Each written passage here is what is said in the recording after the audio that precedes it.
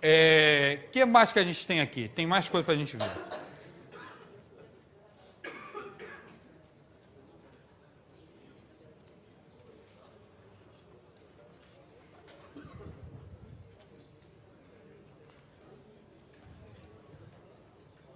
Ah, vem cá, ó. Uma coisa aqui para a gente discutir é o seguinte. Marco as frações na reta. Falou? Marquei as frações na reta. Preencheu a reta? Não. Você consegue mostrar que não preenche? É relativamente simples provar que racional deixa buraco. Tá? Eu posso pegar, por exemplo, e desenhar aqui unidade, marquei minha unidade aqui, desenhei um triângulo retângulo de catetos 1 e 1. Hipotenusa desse triângulo retângulo, raiz de 2. Abro o compasso, giro. Esse ponto é um ponto da reta correspondente a raiz quadrada de 2. Então, existem pontos na reta que não estão em correspondência com os números racionais. Tá? Particularmente, só quando eu falo irracional e apresento o real, que vai ser a união dos racionais e irracionais, da forma que eu defini aqui, é patente que racional e irracionais são disjuntos, irracionais, conjunto formado pelos números que são escritos na forma decimal como infinitos não periódicos. Tá certo? Racional ou são infinitos periódicos ou decimais exatos. Tá? Juntando os dois, eu tenho os reais. Só agora eu chamo aquela reta de reta real. Até esse momento eu chamo de reta numérica. Porque a reta real, que eu já vi também ser usada em livro, tá? Sexta, sétima série, começa a representar os números e fala, reta real, isso aqui é reta real. Uma reta numérica. Ela ainda não é real porque eu não estabeleci a relação entre os números reais e os pontos da reta. Os números reais e os pontos da reta estabelecem uma relação biunívoca. Tá legal? A gente vai até... Tem mais 15 minutinhos, não é isso? Acho que vai dar tempo de falar no que eu quero. Tá legal essa forma de trabalhar? Tá. Agora eu quero saber o seguinte. O que é contar? O primeiro conjunto que a gente viu foi o conjunto dos números naturais. É o primeiro que a gente vê, nós, na nossa vida, nossos alunos, o primeiro deles é o conjunto dos números naturais. E é como falar que natural veio da necessidade de contar. Contar é estabelecer uma relação 1 para 1 entre dois conjuntos. Tá? Você vai convidar alguém, vai montar uma lista de festa e começa assim, vou chamar o João, vou chamar a Marta e o namorado dela, vou chamar o Joaquim, e vai levantando o dedo. Você está contando? Tá. Você está estabelecendo uma relação entre o conjunto dos nomes que você está proferindo e os dedos da mão. Isso é contar. Tem uma sala aqui, tem uma sala do lado, duas salas cheias de alunos, eu quero saber qual das salas tem mais alunos. Aí eu faço o seguinte, sai um aluno dessa sala, sai uma da outra. Sai um dessa sala, sai um da outra. Sai um dessa sala, sai uma da outra. Estou contando? Estou. E isso é contar, estabelecer uma relação 1 para 1 entre dois conjuntos. Tá legal? E com essa sai um, sai eu vou saber qual sala que tem mais. Quem terminar primeiro tem menos. Tá certo? Isso é contar. Me conta uma coisa aí que fala em contar. O conjunto que a gente usa para contar normalmente são os naturais. Tem mais números pares ou mais números ímpares? Olha só, natural, se eu tivesse que contar essas duas, o processo é complexo, tá? Se eu quero saber se tem mais aluno nessa sala ou na sala do lado, ao invés de movimentar um monte de gente, vai saindo um por um para ver o que tem, eu vou usar um terceiro conjunto usado para termos de comparação. Eu vou estabelecer uma relação 1 para 1 entre os alunos dessa sala e a sequência dos números naturais. 1, 2, 3, 4, 5, 6, 7, 8, 9, 10, 11, 12.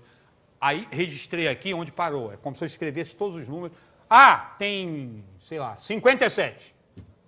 Marquei aqui, sequência. Aí eu vou na sala do lado, 1, 2, 3, 4, 5, 6, 7. Tem 50. Aí eu comparo, como se tivesse 1 para 1, com 1, 2, com 2, 3, com 3. Se ele tem 50, vão sobrar esses 7 aqui. Então essa sala tem mais. O processo é altamente complexo. Porque, na verdade, eu comparei dois conjuntos por intermédio de um terceiro usado exclusivamente para termos de comparação. Mas que ganha tempo.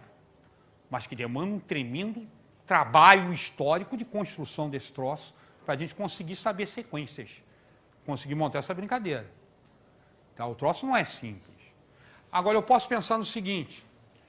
Vou contar, esquece o zero. Não, vou colocar o zero também. 0, 1, 2, 3, 4, 5, 6, etc. Isso aqui é natural, falou? Tem mais números pares ou ímpares? Números pares ou ímpares? 0, 1, 0, 2, 4, 6, 8, 10, 12, etc. 1, 3, 5, 7, 9, 11, 13, etc.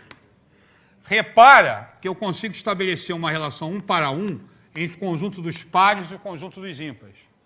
Tá certo? O que significa que os dois estão relacionados com o mesmo transfinito. Tá. Porque eu vou falar que eles têm a mesma infinidade.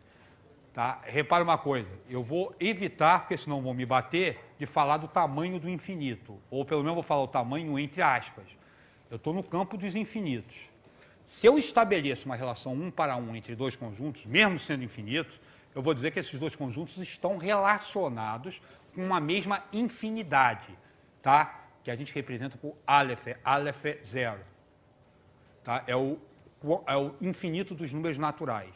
Então, existe a mesma quantidade de pares que ímpar, existe a mesma quantidade de pares, de ímpares e de números naturais. Ó, cada número par, o 0 eu faço corresponder ao 0. O 2 eu faço corresponder ao 1. O 4 eu faço corresponder ao 2. Seria simples. Qualquer par eu tomo com 2n, onde o n é o natural que está correspondendo a ele. Então, existe a mesma quantidade de números pares, a mesma quantidade de números ímpares, a mesma quantidade de números naturais. Existe mais ou menos números inteiros.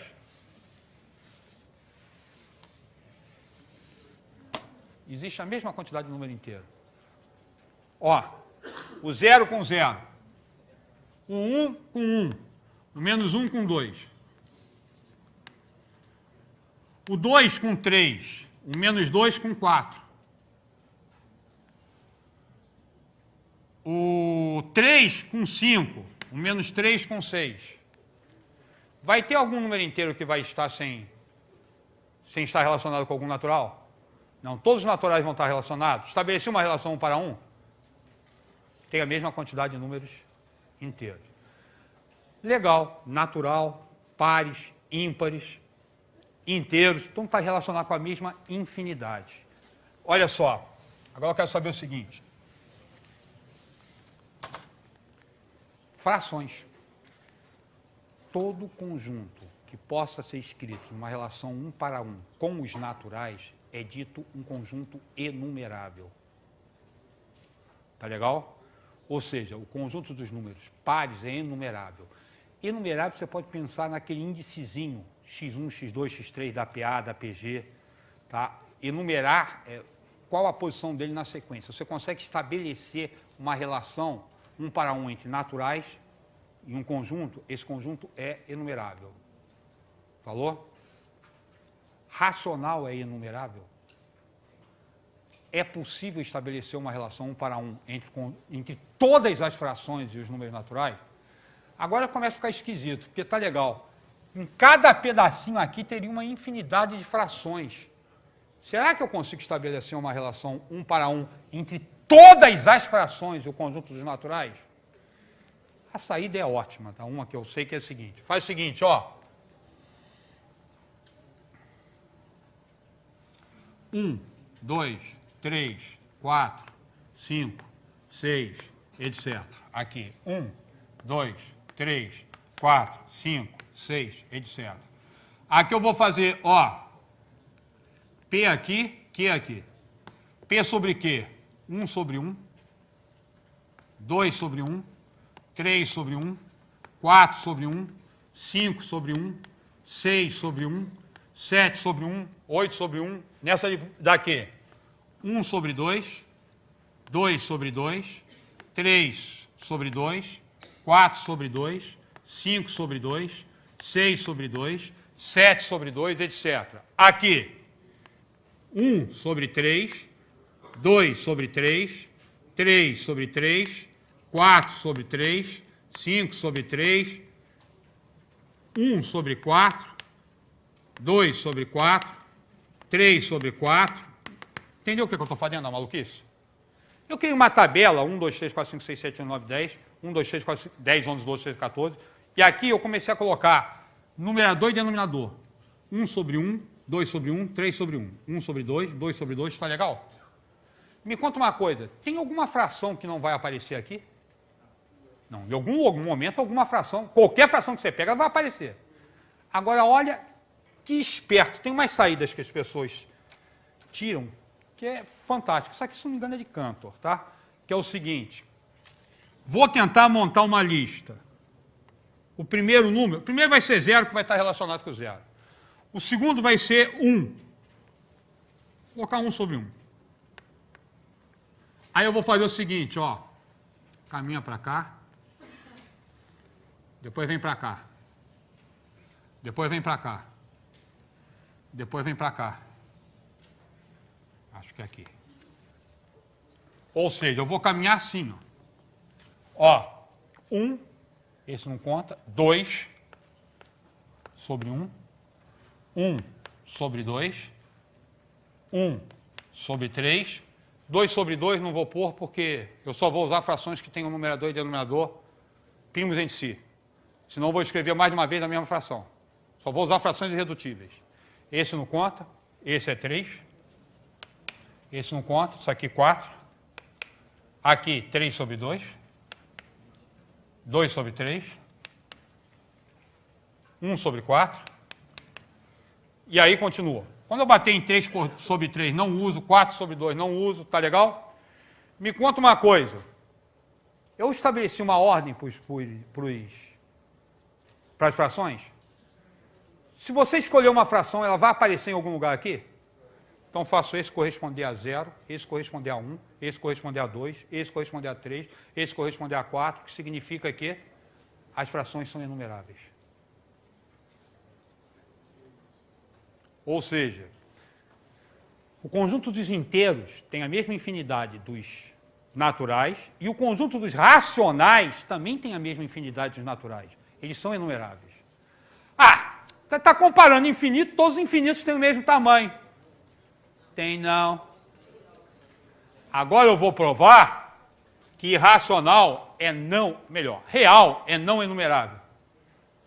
Ali você está trabalhando com frações irredutíveis. Só irredutíveis. Mesmo que eu não quisesse trabalhar com irredutíveis, que eu não quisesse trabalhar com classe de equivalência... Não. Você teria um problema. Se você não trabalhar aqui com irredutíveis, se você coloca o 2 sobre 2, você não vai criar uma bijeção. Porque 2 sobre 2 é 1. 1 já está relacionado aqui.